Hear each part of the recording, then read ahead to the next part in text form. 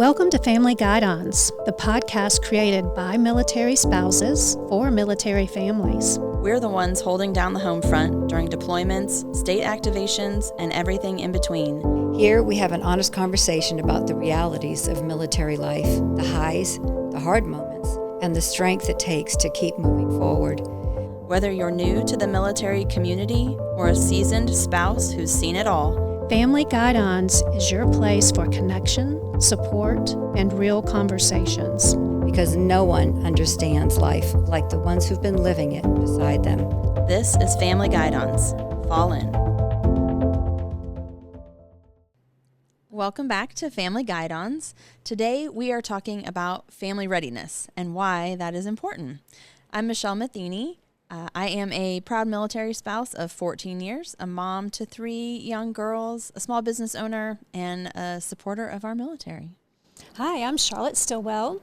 I am a longtime military spouse, 31 years to be exact. I am a mom to 3 children, 2 daughters. My youngest is a son, and he is currently serving on active duty at Fort Stewart. My name's Kathy Bridgers. I'm a military wife of 28 years. I have 2 adult children and one who's been in the Air National Guard and is currently deployed. He's been in for 9 years. And today we're going to talk about family days and SFRG. What are they, why they matter, and how to plan them so that they actually work for the families. And military life can be isolating, and these events are really important so that families can connect, feel like they're not alone, feel like they're not isolated. Just brings everybody together in a less stressful, enjoyable event. Yeah. We hope that our listeners will come away today knowing what the FRG is and does, how to reach out to the FRG to become involved in unit activities, and then also to kind of get some insight into the way events such as family days are planned. Yeah, so I think the idea of the family readiness group has kind of had some evolutions over the years for sure, as the way the military handles those programs has changed and just, kind of the ebb and flow of life. But I think at its core, the idea of family readiness now is a command-sponsored program. So the military has put this in the hands of the unit commanders to kind of make this happen. And it's not so much in the old days. I feel like it was, just kind of a social club. That's what they focus on, bake sales and fundraising and social events. And now the focus is really more on trying to help with the readiness and resiliency of the families and support those needs. So it's a little bit different. We had to do a little bit of research for this because I think the programs are different on the Army versus the Air side. So on the Army side, it's called the SFRG now, the Soldier and Family Readiness Group. And on the Air side, it looks a little bit different, the Commander Key Spouse Program. And I know they have military and family readiness centers that they use. So maybe it's not so much unit by unit, but maybe more even installation by installation, it sounds like, from your experience. It's a little more cohesive as a whole. Yeah. It's not broken down as much. I don't think we're as separated as the Army is as far as units and locations. Yeah, well, and at least, we're talking about here in South Carolina. Yeah, it's more centrally located, the air side. Right, versus the Army, there's so many more Army National Guard units, and they're spread out all across our state, so it has to be a little bit more individualized to the units. But really the goal of them, no matter how you're doing it, is just to figure out, as you said, how to bring families together, how to get rid of that, kind of sense of doing this alone, and try to make this a support network for the families and the service members. Related to that is the W.A.R.M acronym. And I had, Michelle, you mentioned it in our planning, and I had to look it up because I wasn't, exactly sure. I knew what the foundations were, but for the responsibilities for the SFRG. So let's talk about that W.A.R.M acronym. The first one, the W, has to do with welcoming, being a welcoming face for the unit. And that includes new members as well, reaching out to them and including them. The A, to maintain accurate information. And that includes phone numbers, how to get in touch with the people, maintaining that. But also for the R, to be a reliable source of information that flows, back and forth between the family members to the command group, and vice versa, from the command on down to the family members. And then you're going to have to help me with this one, Michelle. On the M, maintain sustainable processes. What exactly does that mean? So in my interpretation of that and in my experience, thus far over the years with the SFRG, I think there's a lot of fluctuation as commanders come and go or volunteers come and go. So trying to kind of set up a foundation so that the soldiers that are staying with units or when new people come in, that they can kind of know what to expect. Okay. That the SFRG, the family group, is always kind of giving you that same experience. Gotcha. Yeah, okay. Which is a challenge. All of those have their own challenges. I think being welcoming is probably the easiest part. Right. All of the other stuff, can be a little more difficult. a little more tedious. Being from the air side, and SFRG was new to me coming into the podcast. Can you tell us, what's the setup? Do we have different people that are in charge of different jobs and have different roles? And it can suit anybody depending on what your gift is. Could you tell us what those are? Yeah. So I think it can be as much or as little as people want it to be. Like if we're talking to our potential volunteers and, family members out there, I don't want anybody to think that this has to become a second full-time job if you get involved with the family group. You certainly can find a lot of opportunities, but you can also just kind of find your niche, like you said, and work in that. But at its core, a family readiness group has to have the commander involved in some way, because they are the ones who are kind of setting the tone. They are approving all of the things that are going on kind of at that highest level. And then the unit also has to have on record a command family readiness representative, which is another service member that is kind of responsible for being the liaison for the volunteers and helping them get what they need and getting information. So they are kind of the boots on the ground assistant to the commander, who's the kind of the main head of it. But and then beyond that, there's all different volunteer levels. So every group has the lead, the advisor, or the lead volunteer, or on the air side, I think it's called the key support liaison or key spouse. And so they are just kind of the volunteer that helps to coordinate all the efforts, getting the other people together and the communication in between. And you're currently serving as that. Right. Okay. Yeah. For your Yes. unit. So our unit has two statutory volunteers, which means that we are on record. So that's kind of another part. You can either be a volunteer of record and you're on the official command memo, which that's myself and one other spouse, and we kind of work together on that. Or you can have gratuitous volunteers that just help you with planning events, or they say, I want to be the one that's always in charge of the food or welcoming new families, or, things like that. So again, you can find your niche in one of those more gratuitous roles where maybe you're not on paper, but you can still participate as much or as little as you want. And then we also have full-time staff with the Guard, or if you're on, an active duty installation, they would be like the military family readiness specialist or key support, key spouse liaison mentors. And they are the ones that, again, in addition to that command family readiness rep, that can kind of be a resource for the volunteers to say, hey, we want to do this. What's the best way to go about it? Or what resources might be available? And that's where it kind of gets to the other big, kind of unmentioned part of the SFRG or family groups, which is the community partners.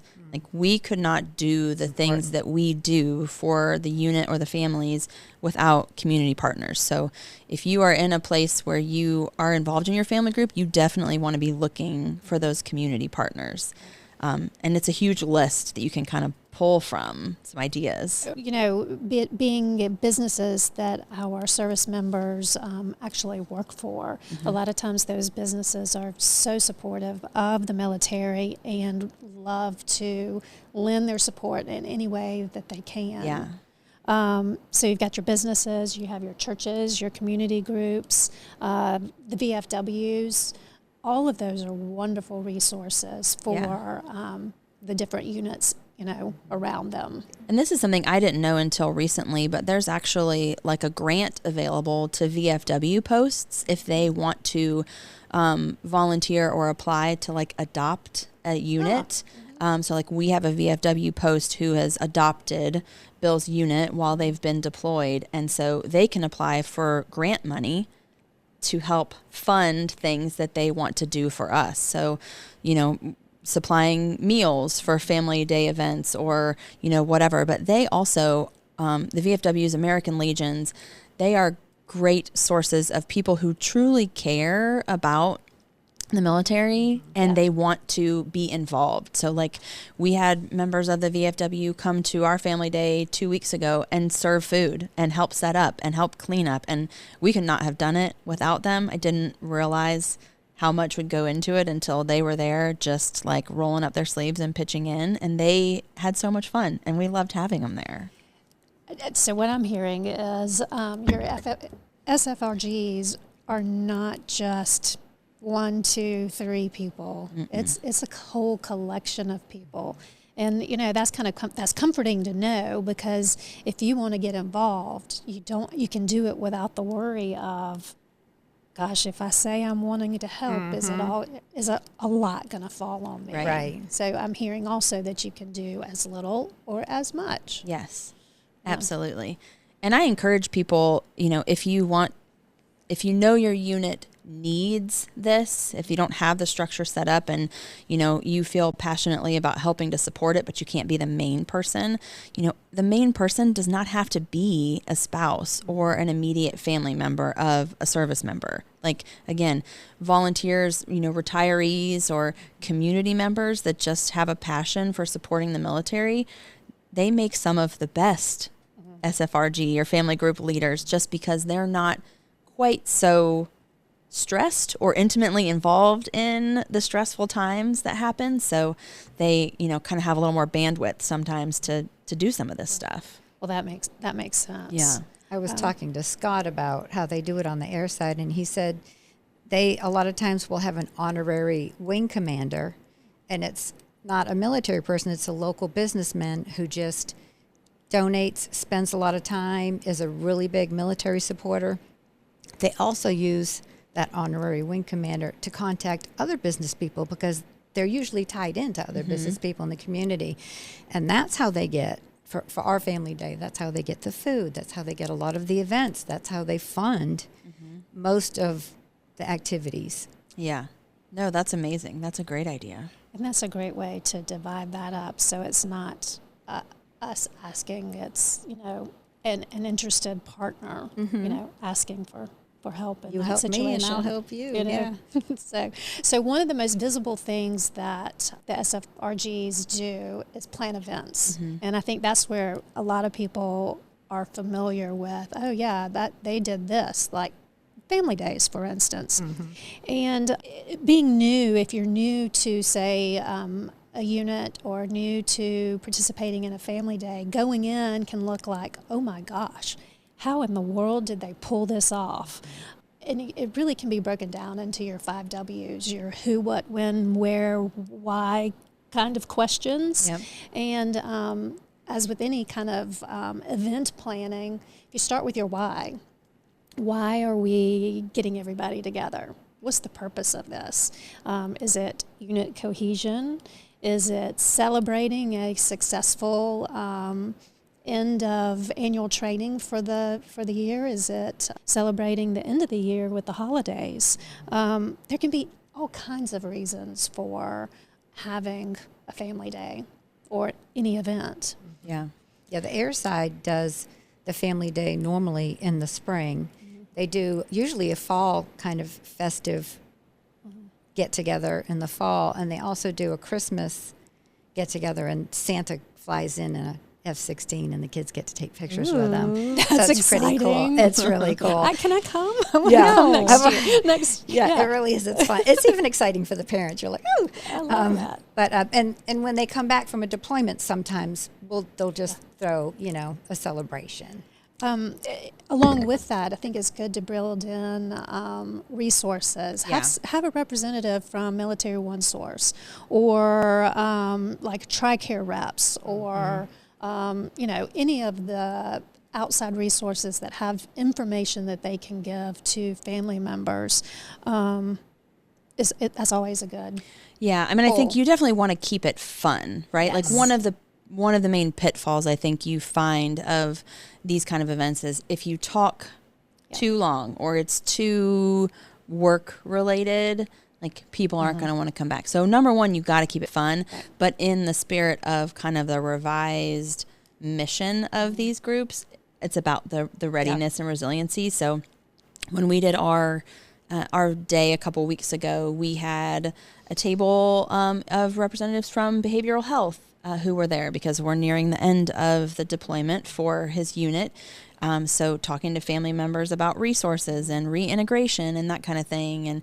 And we had someone there from family programs talking about, what they have for the youth and school supplies. We were passing out school supplies and different things like that. So bringing some kind of, like you said, resource component into it, I think is helpful because a lot of times the family members don't know what's available to them because, let's face it, we all know how information tends to die in our service members' inbox.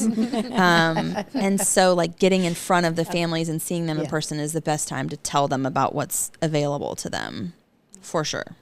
Where did y'all have your family day? We did it at their armory. Okay. It's tough in the Guard because people are so spread out. So we have tried to kind of move around the state, but doing it at kind of their home base is always the easiest. Makes It's sense. the least, logistically challenging. But there are lots of other places you could do it. I mean, here we could go to Fort Jackson and use one of their spaces, or out at, one of the training centers or something like that. I'm trying to think of other places we've done Like events. community parks, that type of thing. Well, a lot of times doing some small, some of the smaller events at things like that, or even, when we did our Christmas ones this year, because they were deployed, we kind of broke it up. So we did regional ones, and we were meeting at coffee shops and things like that, and just kind of renting or reserving a little space there for the groups that were coming. So you can make it as big or as small as you want it to be, or as you feel like appropriate for, where your people are at. And as you vary size, if it's not a huge family day, if you go back to your why, it might be that you want to do something for, say, single servicemen. That and women, that could be a smaller event in a coffee shop or somewhere that wasn't huge, something a little more intimate in situations like that. Maybe that didn't involve, say, the children. Right. I also think, if you're just starting out, to tag on to another event is a really smart way to do it. If you don't want to have, kind of the pressure of planning all the things yourself. Like we have had kind of sub things going on at larger events where we say, okay, if you're coming to this event, come 30 minutes early and meet us, in this area, and we can kind of all be together. Or in the fall, we did one. There's a small college near their armory in Newberry, South Carolina, and we tagged on to their military appreciation football game. Oh, nice. So we hosted a tailgate, but then like the main bulk of the day was at the game, and we were recognized at the game, and it was kind of cool. And so you can you can find ways to make it a little lower pressure. Right. Right. So we've talked about like when you could do this: Christmas, end of annual training, football games, and your when kind of has to do with your why, who it is that you're getting together as well. What takes place at a family day? Ooh, lots of fun stuff. We have vendor booths, like you said, so you can get information on all kinds of resources. They have face painting. They usually do a dunking booth with a commander. So if you have a commander that you would like to see dunked in the water, that's I can think of one. Good time to take the opportunity to do that. We've not done that before, but that might be happening at our next one before. My husband volunteered for a pie in the face one where people had to like pay a certain amount. This was one of the Christmas ones, and they got to do a pie. Now it really was just a plate of whipped cream or something. I love that. Yeah, so he was a good sport to do that. But yeah, so fun stuff like that. Face painting. They usually have drug sniffing dogs that will do demos. Sometimes they have guys parachuting in from planes. Sometimes we can get Shaw Air Force Base to do some flybys and do a little like mini air demo. So I'm not going to lie. The Air Force has way cooler toys than the Army side does, I feel like. But we have had some displays like, well, they'll do, Bradleys or tanks or things like that for the kids to climb into.